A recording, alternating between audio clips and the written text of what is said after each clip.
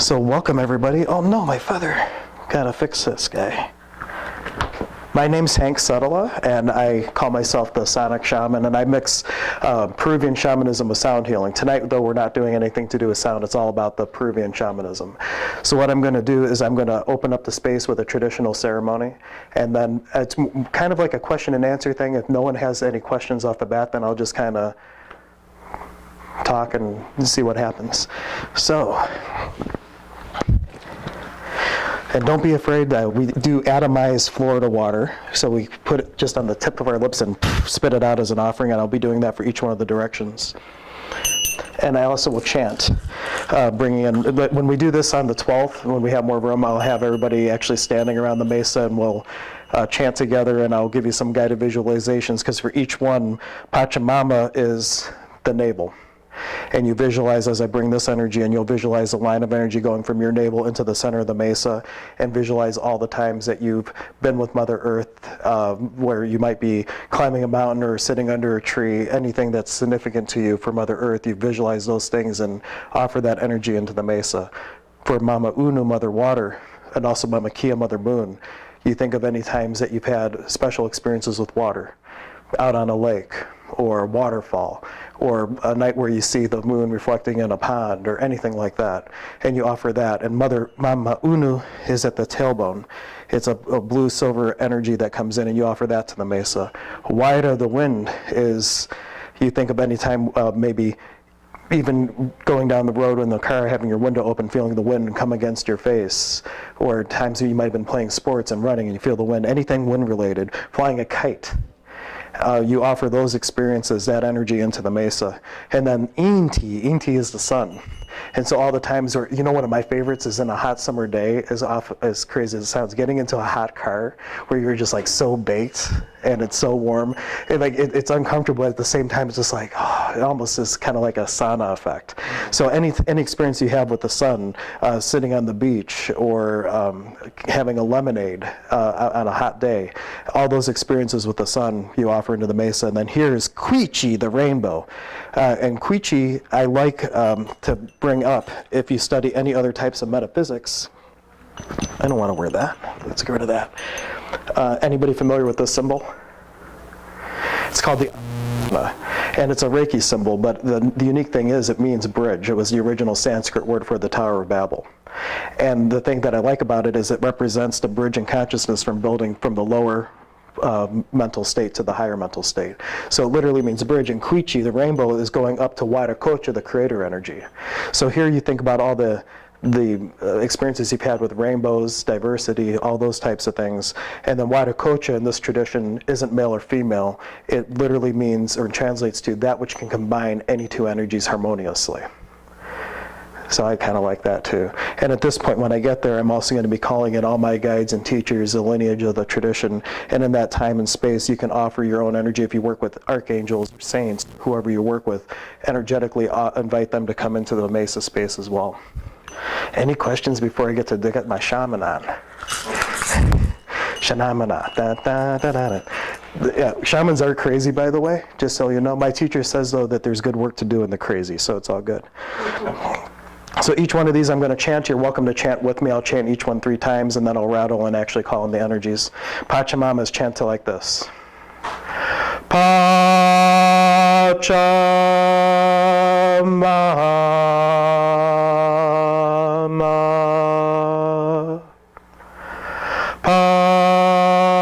Pachamama.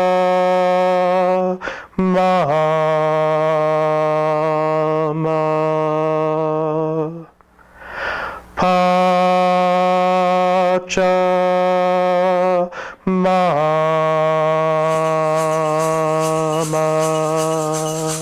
Ahayo Pachamama, ompui, ompui, ompui. Iari Pachamama, ompui, ompui, ompui. Iari Antarango, ompui, ompui, ompui. Iari Amaru, ompui, ompui, ompui.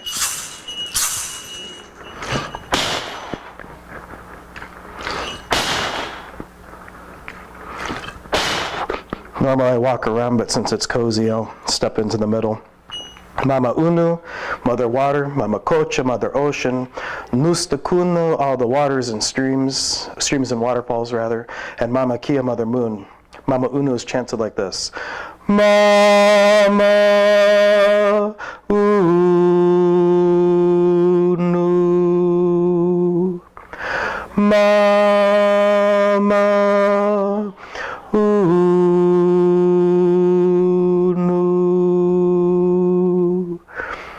Mama Unu.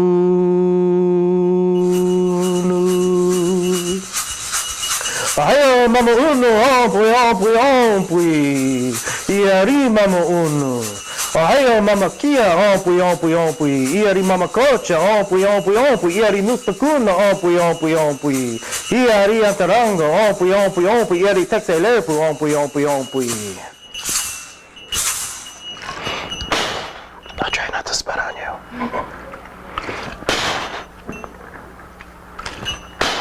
My teacher is not so considerate.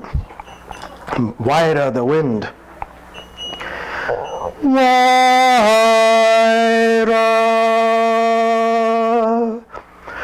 Waira,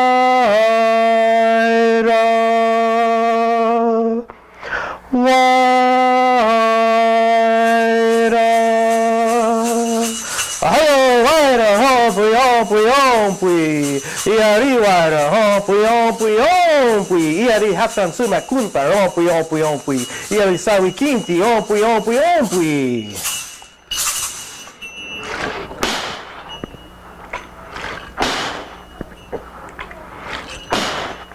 And then Inti, the sun. Inti.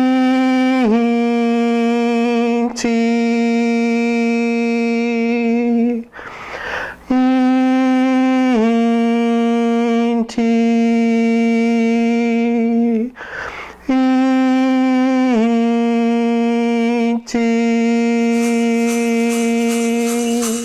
Ahayo Inti, ompui, ompui, ompui. Iari Inti, Inti taita, ompui, ompui, ompui. Iari Wulka Inti taita, ompui, ompui, ompui. Iari Puma, ompui, ompui, ompui. Iari Texe Muhu Amaru, ompui, ompui, ompui.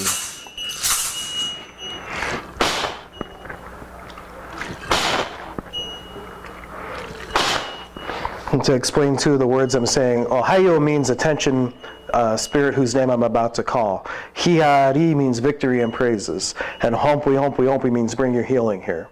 So as I'm going through Kuichi, when I'm saying those words in your own way, you'll invite your guides and teachers that you're going to work with. Ohio, attention spirit, bring your medicine here after you say their name. So for example, if you work with Metatron, it could be like, Hiari Metatron, Ompui, Ompui, Ompui, victory and praises to Metatron, bring your healing here. You could also use it to bring in the energy of your worst enemy. That's what's really cool about the tradition. So if you don't like politician X, Y, or Z, you could call in their name, Ompui, Ompui, Ompui, and then that way your worst enemy could actually be bringing your healing energy from your worst enemy into the space. That's only going to have the purpose of empowering you and helping you grow and develop. Kuichi is chanted like this. Koichi,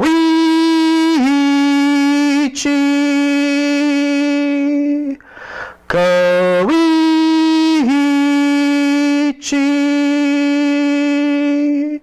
Koichi.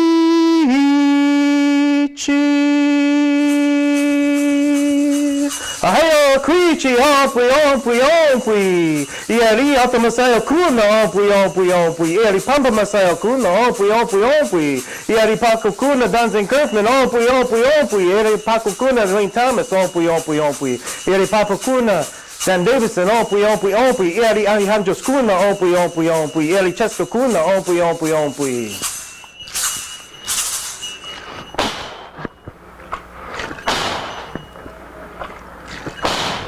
And finally, Waira Kocha. Waira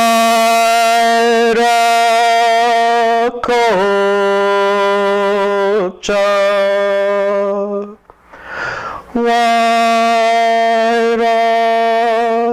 Kocha.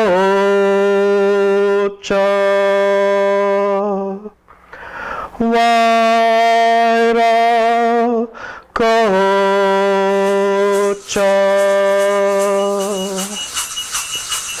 Iari Waira Kocha, ompui, ompui, ompui. Yariwara kocha, ompui, ompui, ompui, anaiki, arpichai sonkolai, arpichai sonkolai, arpichai sonkolai.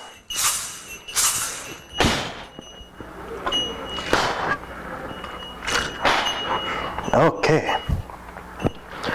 So that is the typical opening ceremony to open up a teaching space.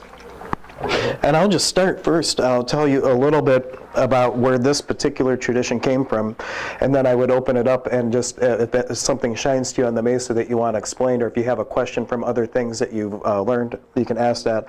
In addition to this tradition, I've also been training with a shaman that is from more of the Arctic Circle, so I have a little bit of that knowledge with medicine wheels as well, and another teacher that trained with the Melchizedek Indians.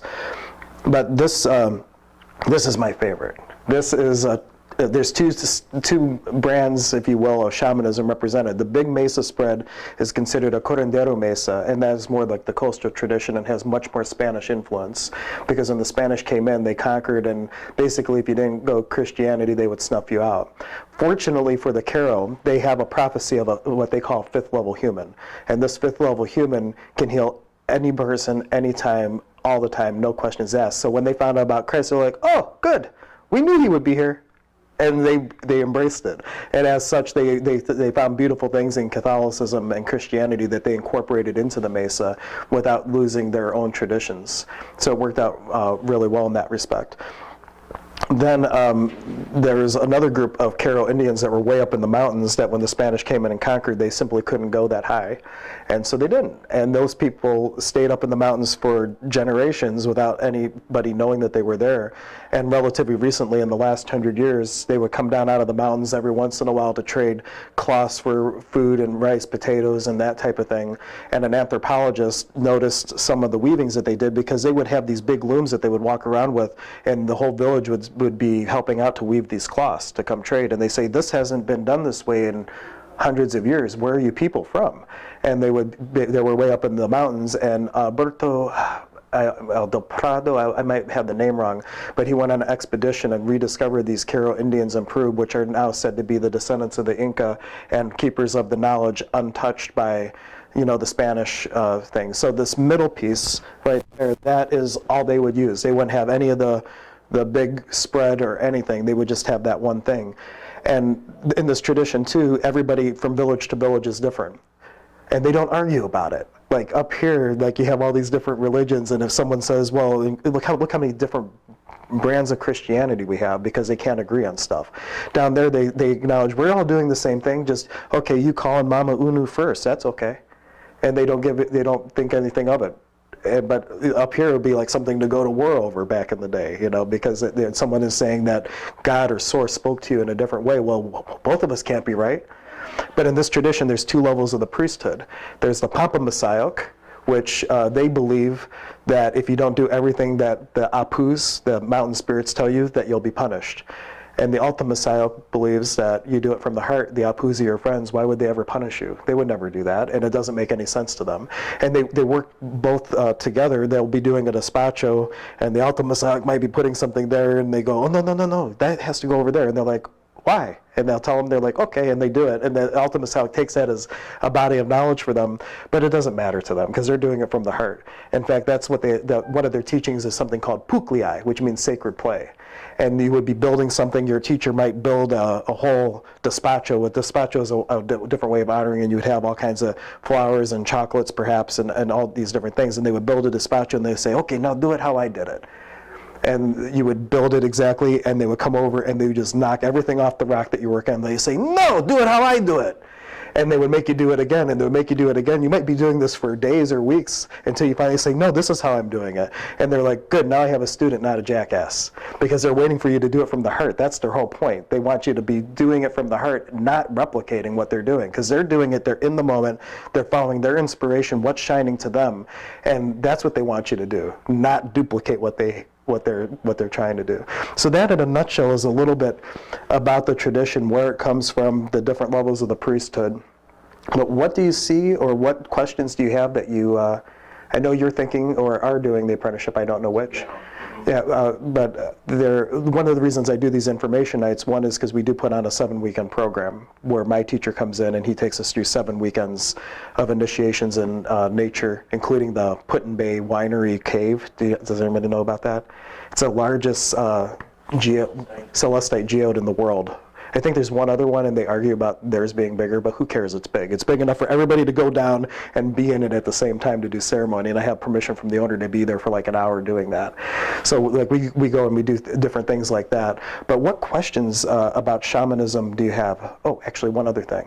The word shamanism in general is one specific tradition up in the northern region of Russia. And then the English people who make the dictionary, they're lazy. So they say shamanism is this particular thing and all other native traditions. So they lumped every single native tradition in under the word shamanism. So it's become an umbrella word. Technically, this tradition, I am a Altamasao Koreko Paqo Kuna, which is a fancy way of saying nature mystic of a 4th level priesthood. But it's a Paqo tradition. Paqo is everybody who starts this path. All of you could technically, after today, be Paqos starting the path of potentially being a shaman or whatnot. Some of you might already be one. Once a shaman, always a shaman if you were one in another lifetime. And maybe you're just remembering stuff you already know. But anyway, what questions do you have? If any. Oh, everybody's on the spot? You're like, you didn't think I was going to talk today, right? No questions. All your little stones and that, is that just from you feeling that that's where they belong? Well, honestly, my kids helped me put it together today, so some of them are a little bit out of place. So we should fix that. But traditionally, you have one stone that, well, in my mesa, in the middle mesa, there's stones that represent each direction. There's one that represent the hummingbird piece and the Nokani Inca piece. They're all in there. These are outward ones that you may also use in healing. But each one represents the different elements. So this is from Alaska, and it actually has a gold vein running through it. And when I found that, I'm like, that has to be my Mother Earth stone, because it's got the highest vibration metal in it. You can actually see a little gold vein with granite and a little bit of quartz. So that was my Mother Earth stone.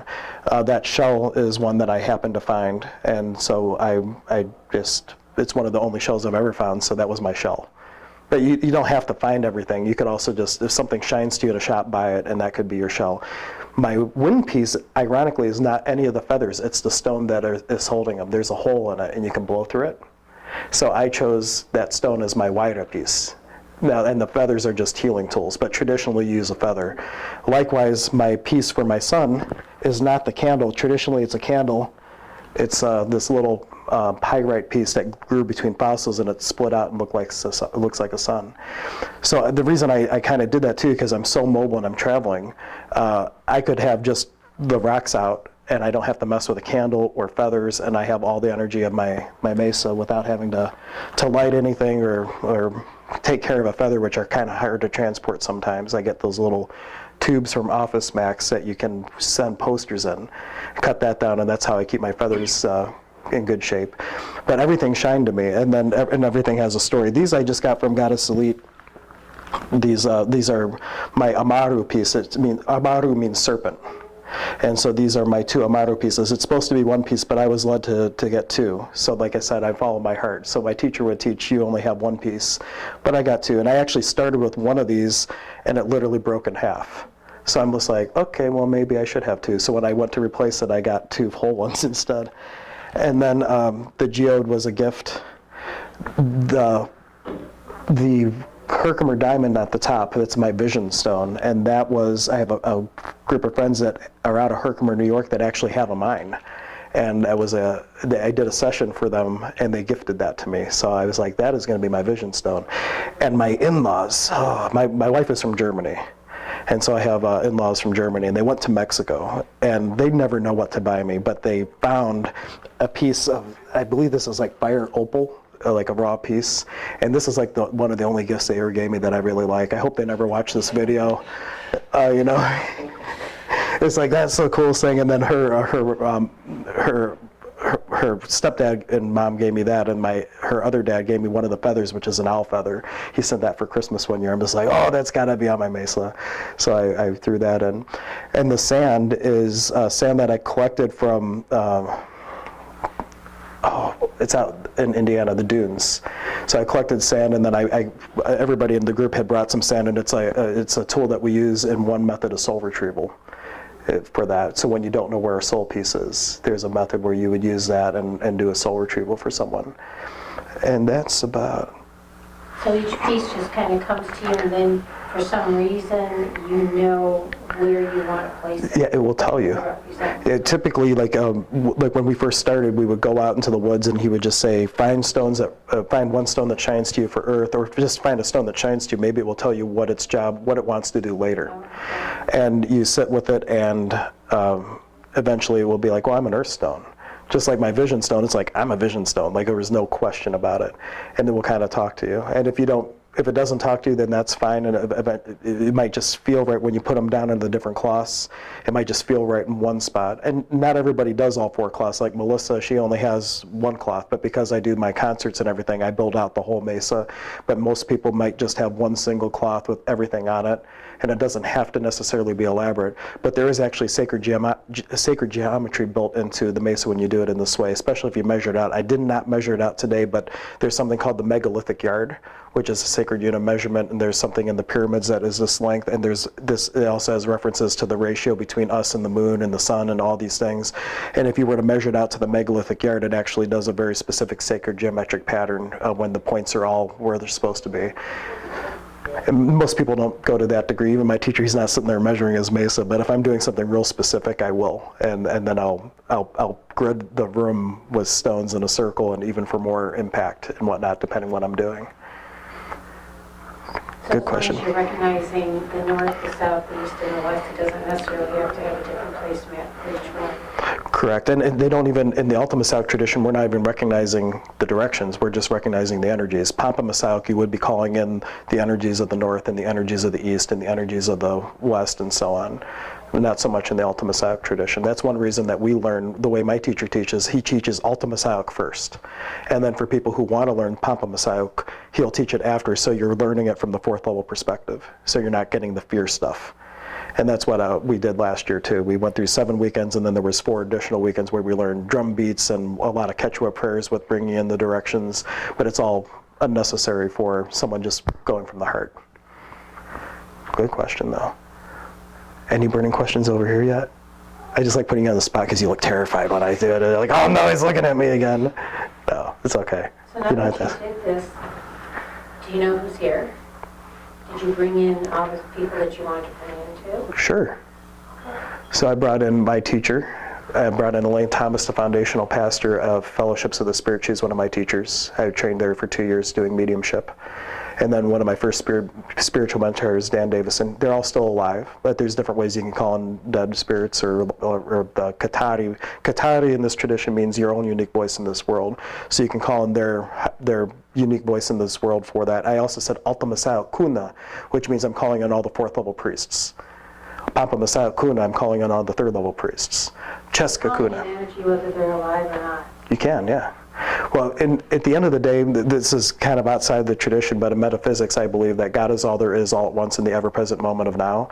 So you're just bringing in that little stream of consciousness to contribute to the energies. It doesn't matter if they're alive or dead. The only point of all of this is to have fun. Puklei. And it's all choice, and it's all about life happening through you instead of to you. So in the mesa, there's 2 halves. There's the left side of the mesa, which is the feminine side, and that's like the raw power of creation. And I like to explain it like it's the bad genie, like you wish for the house and it appears above your head and crushes you. Like it's chaos. It doesn't care how it's used, it only wants to be used. And if you don't give it some sort of containers, it can happen very unpredictably. The right side of the mesa is all structure and order. So I like using the analogy too. Imagine an orchestra, that everybody in the orchestra can play it precisely correct, every note, every perfect pitch, but the music has no soul, it doesn't move you. Where the left side is, everybody's playing a free-for-all, there's no coherent music at all. The job of the shaman walking the middle path is to be able to take the chaos, the chaotic creativity of the universe, create containers for it so you can bring both together and actually have a it's one of my kids probably. Sure. And I should move the camera because you're on the camera right now. Do you care? This is officially the video release. Anybody care? No? Okay, good. Well, they'll just leave it then. Come on in. We just finished going over the secret of the universe. You missed it. That's all right. Okay.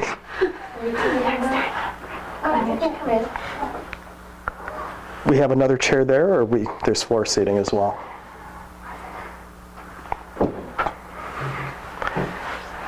So the good news is I'm recording this, so you're going to get to see what you missed.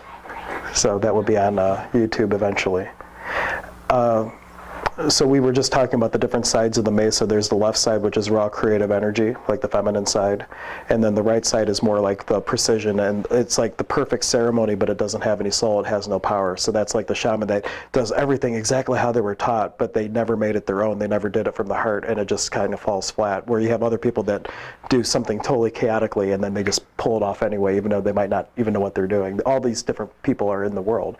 There's some people that don't know that they know, but they know. There's people that think they know that they don't know, but they pretend that they know. Those ones are really dangerous. And then you have people that they know, but they don't know that they know. And then you have people that know that they know that they know. Does that make sense? So you have all these different people in the world that are operating on different levels of creative power. And it's very interesting to see how it all interacts. But I basically had just opened it up for questions, and then I'm kind of talking, not randomly, but whatever comes to me if people don't have questions. Everybody gets terrified when I ask if they have a question. Was there something that brought, we can maybe start with that, was there something when you saw this event come up in particular that drew you to this? Anybody that wants to share? I made them. You made them? Oh, so they're all again here against their will? Oh no. I'm kidding. They look pretty entertained. They're like, this guy's totally nuts, you know? What about the centerpiece? The centerpiece, that's my Katari Mesa. Underneath is just, you don't have to have a pedestal. This is my reading cloth when I do readings, and this, I just have my my Mesa on it. My teacher has a Masonic Bible under his, but this is an Antakrana grid that I had painted for me. And underneath this is my original one. I was trained in Reiki first in like 2008, 2007, I forget now. But my original Reiki grid is under here, and I just have redone it to make it look pretty. And I thought that since this has been with me in almost every healing I've ever done, that's kind of like my centerpiece to put that on. So it has nothing to do with the tradition, that's just part of me, which is important. If you start doing this, like you do learn all these traditional things, but you still have to make it your own. And that's what I do. So there's little aspects in all that. So that reading cloth I had bought, and I always put that out before I do like psychic readings and that type of thing. And then I don't have all the stones out this time. I figured I should leave some stuff for the next time I do one of these to give you motivation to come back, you know. But I do have other stones out there called chumpy stones. And they are what started me on this path. So just to give you, see now I'm talking about them and I don't have them, how rude, right? But they're all these different, I'll tell the story first. My friend Dave Rolaski, he was my roommate at fellowships when I went through the 2-year program, and he would travel with Ken Harsh to all these different places. And I don't know if you know Ken, he was like the godfather of crystals. He would make buying trips out of places. So he would go to Peru, he would say, hey everybody, it's like $1,500, you know, like dirt cheap prices, but his only motivation was to pay for his ticket to get down there so he could buy all the stuff and send it back to himself. So he made all these rock buying trips to Egypt, to Utah, to Peru, and my friend Dave, from like 7 different places, he found this one set of chumpy stones that he put together from all these places. He had actually gotten it for himself. And then when we're at fellowships, Spirit tells him, give them to Hank. And he's like, really? Really, Spirit? So he gives me 7 out of the 10 stones that he had bought. And he didn't even tell me that he didn't want to give them to me. He's just like, oh, I got these for you. And he hands them to me. I'm like, great, what do they do? He's like, I have no idea. So I started looking for a teacher. And I found Zane Kerfman a couple years after that. And I said, I have these chumpy stones. Can you teach me how to use them? He's like, I can, but it's like part of an apprenticeship. And it's like the second to last weekend. So I started hosting them for 1-day and 2-day workshops to build enough interest to hold a 7-weekend apprenticeship program, and finally had it, and finally learned how to do the belting ceremony, because the original set was only 5 stones, and it's all correlating to the Nawis. In this tradition, there's 5 energy centers. It's not like chakras. In fact, they get really bent out of shape. If you're talking about nawis and they're like, oh, well, that's just like my chakra. They go, no, it's not a chakra. Your chakra's a chakra, my nawi's a nawi. They're different. My apus are not your angels are not my apus. They're different. They're both real and they're different. So they get bent out of shape, some of them. But anyway, the nawis are like lenses of energy, and it's how your body brings in and expresses energy, versus chakras, which is more like energy distribution. So you have one at the navel for Mother Earth, you have one at the tailbone for Mama Unu, Mother Water. I forgot, you weren't here for the opening. So yeah, Pachamama is Mother Earth, and then Inti is the heart. Oh, you'll probably hear that later. Inti is the heart, and then Waira is the wind. Inti is the sun, by the way. Waira is the wind, and then Waira Kocha the crater. And it's how you bring in and express. So if you're an empath and someone says to block your solar plexus, it's not working so well because it's your nawi the whole time. And think of it more like a lens focusing. So how a camera lens opens and closes, that's how they work. They're like lenses. And that's how you express and how you bring in their belief. And I kind of agree with that based on my observation. So, but anyway, so he gave me, I learned how to do the belting ceremony, and then I reached out to him last year and said, I finally learned how to use them. Come over to my office, I'll do the ceremony for you as a thank you. And he came over and brought all these cool stuff from his trip to Peru. So I have like the little shaman hat on. And he brought a really cool feather that I won't talk about on camera. But it was a great ceremony. And then at the end, he's just like, by the way, I actually had 10 stones, but I was mad at Spirit because I was supposed to give them to you, and here's the last 3 that I didn't give you. So then it came full circle, and I got these last 3 little stones. But with the Spanish influence, they started making the sets out of 7 stones instead of 5 because they were more on the chakras. But they're used to weave belts of energy to increase a person's personal power. And another big thing in this tradition, there are 2 principles. There's one called Sami, and there's one called Hucha. Sami literally means light, and Hucha means heavy. They don't have good or bad in this tradition. It's just heavy or light based on where you are. And a great example of that is angel Hucha, angel shit. Sorry, bad word, sorry. It's just like, there's a kid around, no. But it's actually an acronym. It means spiritual human in transition, so it's okay to use it as an acronym. So, but angel poop, I should have said that, is Sami to us. And our Hucha is Sami to the underworld. So it's all based on your perception. It's not good or bad. It's just where you're at and what your perception of that energy is. And they say that if you ever meet like the Pope, what you want to do is eat their Hucha, because that is Sami to you more than likely, just to give you an example. So Hucha from other people could be light to you, but it kind of explains how we look at different people different ways based on where we're at. Some people seem light, and another person might get a totally different impression of the person, because based on where they're at, that person's either good or bad, quote unquote. But they're not good or bad, it's just based on your vibration. What are they in relation to you where you're at? So that's Hucha and Sami. And then there is 3 levels of the world in this tradition as well. There's the lower world, there's the middle world, and there's the upper world. Hanakpach is the upper world, and I forget all the other ones right now. But usually I know them, but they're escaping me. Any questions popping up so far? So this is all a healing belt. This is what you do for healing someone? Did you not hear that? I heard it. Yeah. Whoever it was invisible, and you just let him in. I hope you knew what you were doing. Sorry.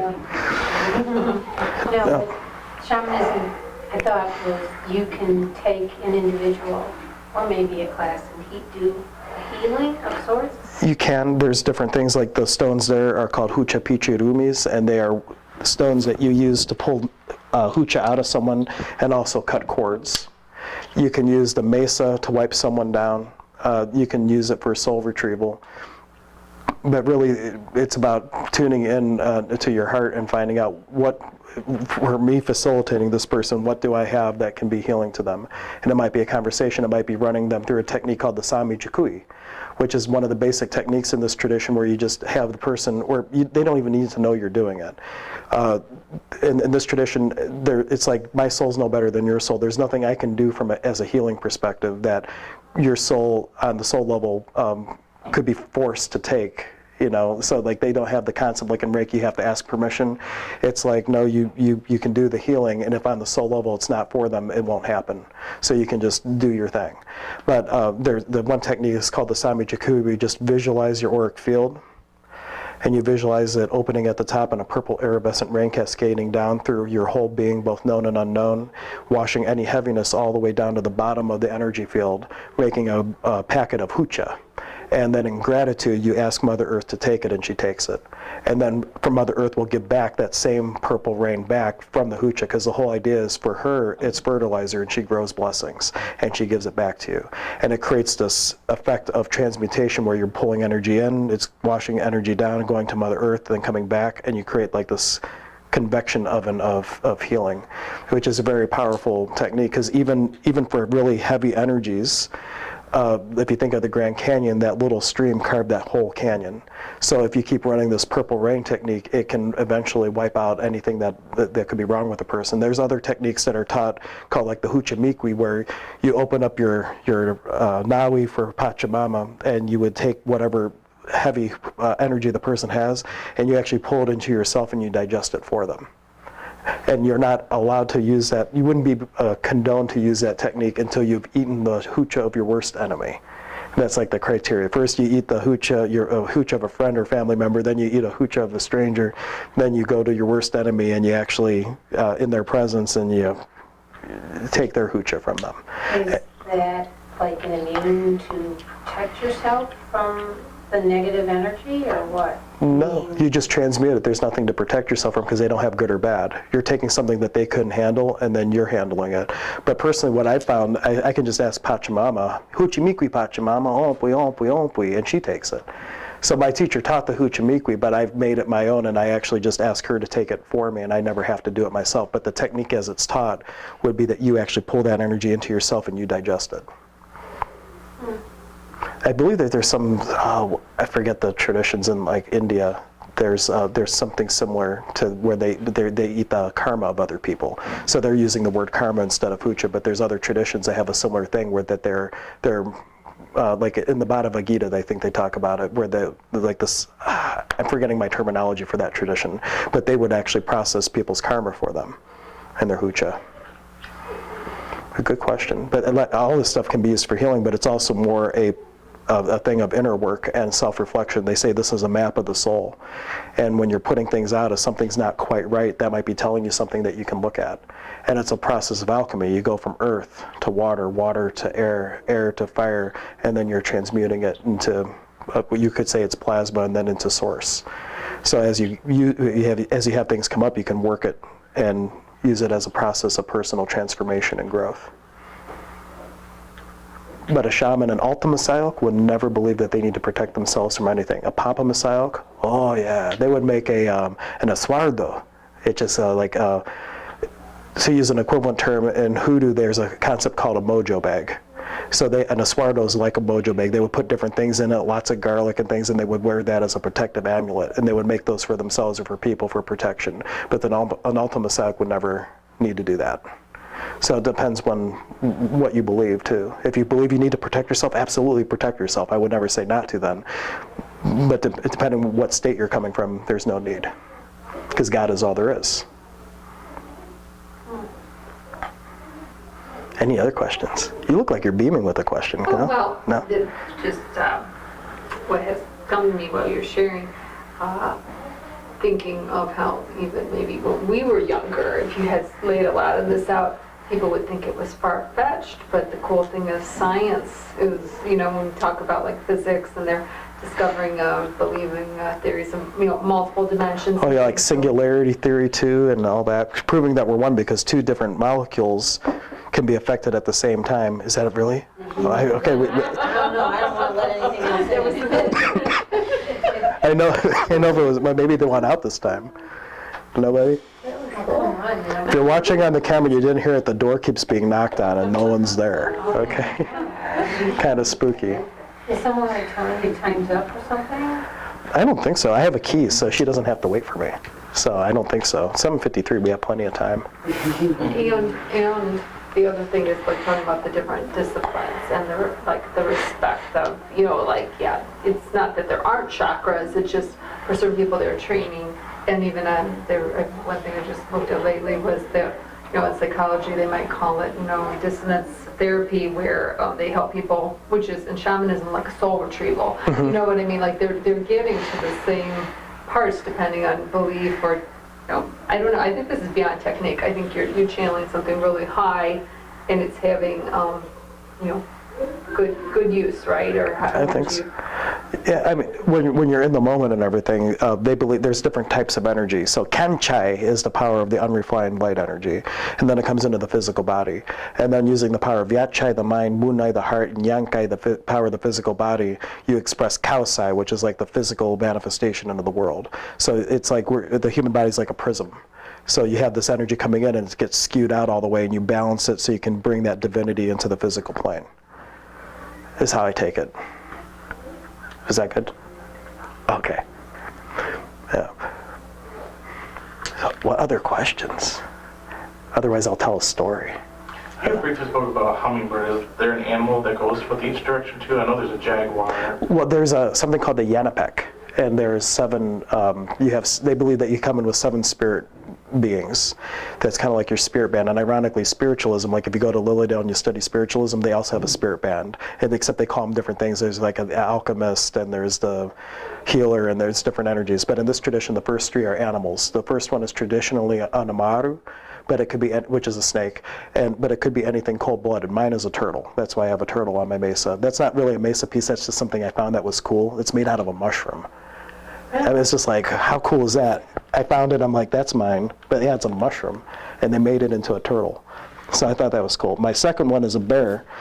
Traditionally, it's a puma, which is a jaguar. And then the third one is a condor, kuntar. Mine's a hummingbird, personally. So the first one is something cold-blooded. The second one, it can be any mammal, but really my gut tells me it should be a mammal that transcends from the lower world to the upper world, like the cat can climb. So a bear can climb, but technically, traditionally, you could have it be a dog, and that would be okay. But a dog doesn't climb, really. So I would say, see what shines to you if you're finding out who your Yanapek is, but I would be surprised if it's not something that transcends from the lower world to the upper world. And then the Hanakpacha, the upper world one, is the condor. And it's actually the story I was going to tell, if no one had a question, the story of the condor and the hummingbird. But then the other ones are all, they're all people. So it could be like someone of great compassion. It could be someone of healing. So like Dr. Zui might be someone in a Yanapak. Mother Teresa might be someone. The 7th one is God on earth. So if you're Christian and you believe that Christ was God on earth, that could be Christian for you. If you don't believe that is the case, then it could just be an unnamed energy. So there's no right or wrong to that. But the condor and the hummingbird is one of my favorite stories. So, and it's a story about how divinity, the first line of divinity, came to earth.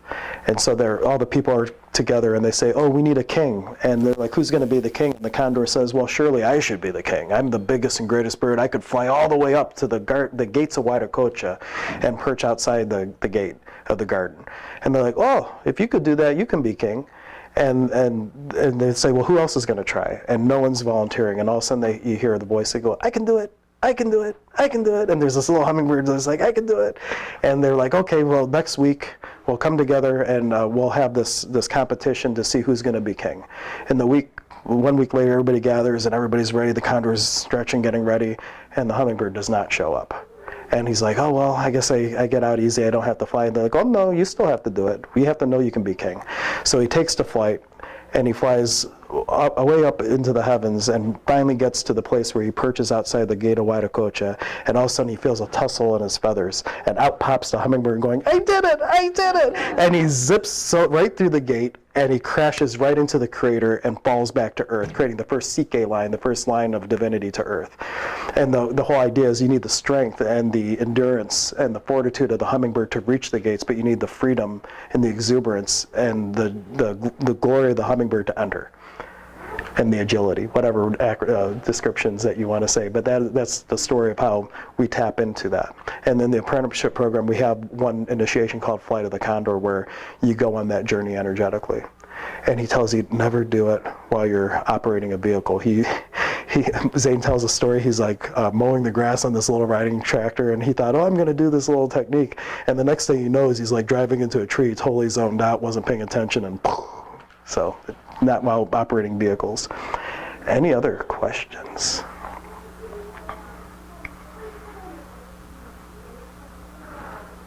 Oh, you should ask a question. Nah, I'll just Alaska.